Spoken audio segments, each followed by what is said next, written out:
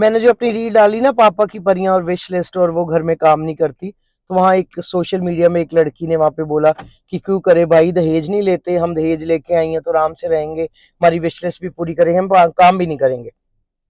मैं दहेज के बिल्कुल खिलाफ हूँ, इसका बिल्कुल समर्थन नहीं करती हूँ। दहेज लेना बहुत गलत बात है और आजकल मेरे ख्याल ये बुराई बहुत कम हो गई है। आजकल तो इक्वालिटी वाली लेविश शादियां होती है, जितने पैसे लड़की वालों के लगते हैं लड़के वालों के शायद उससे ज्यादा ही लगते हैं, और लेन देन भी अच्छा होता है, लड़की को भी अच्छी चीजें दी जाती हैं, तो ये बहुत कुछ होता है। तो मैं उसका जवाब देना चाह रही थी कि मैं ये नहीं कह रही एक लड़की सी की शादी एक लड़के से हो रही है, मैं आपको इस एग्जाम्पल से समझाती हूँ। एक इंसान शादी करके या कमिटमेंट से दूसरे इंसान के घर में शिफ्ट हो जाता है, और वो कह रहा है मैंने चंद, मेरे माँ बाप ने कुछ दहेज दिया है, कुछ पैसा दिया है। तो जिस इंसान के घर में वो शिफ्ट हुआ है, पूरी उम्र उसको उसी घर में रहना है, खाना पीना दवा दारू बीमारी, ठीक है, बच्चे भी पैदा होने हैं, सब खर्चा हस्बैंड ने उठाना है, ससुराल वालों ने उठाना है, उसमें प्रॉपर्टी में हिस्सा भी लेना है। वो कहती हैं हम घर में काम क्यों करें, तो वो वहां काम, अगर वो कहती काम कर रही है तो फिर क्या हो गया, वहां पति भी काम कर रहा है, वो भी पैसे कमा रहा है।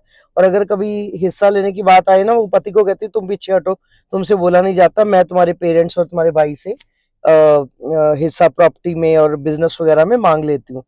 कभी अपने भाई से हिस्सा मांग के देखा है? देखो तो कभी मांग के, वो बुलाना ही छोड़ देता है, रिश्ते ही तोड़ देते हैं। सच सच बताना दिल पे हाथ रख के, क्या शादी के बाद तुम्हारा कभी वहां पे हक रहता है उतना? क्या कोई भी चीज उठा के तुम ऐसे बिंदास लेके आ सकती हो वहां से? दिल पे हाथ रख के सच बोलने को बोला है मैंने। होते हैं, मैं सबके लिए नहीं बोल रही, होते हैं बहुत पेरेंट्स, लेकिन सोच के देखिए कि सारी उम्र का खर्चा एक इंसान का दूसरे इंसान के घर रह के उन्होंने ही उठाना है। सास बहू मियाँ बीवी ससुर ये वो, ये नाम आप खुद वहां पे लगा लीजिए, ये मैं नहीं लगा रही हूँ, मैं तो बता रही हूँ एक इंसान दूसरे इंसान के घर में आके रहता है, तो सारी उम्र का खर्चा, क्या तुम बीमार होती हो अपने पेरेंट्स के घर भेज देते हैं वहां से जाके दवाई लो? क्या तुम्हारे पे कोई दुख सुख जो भी तुमने कपड़े रहते जो भी लेने हैं, क्या उधर भेज दिया जाता है? तो ये हुई बराबरी।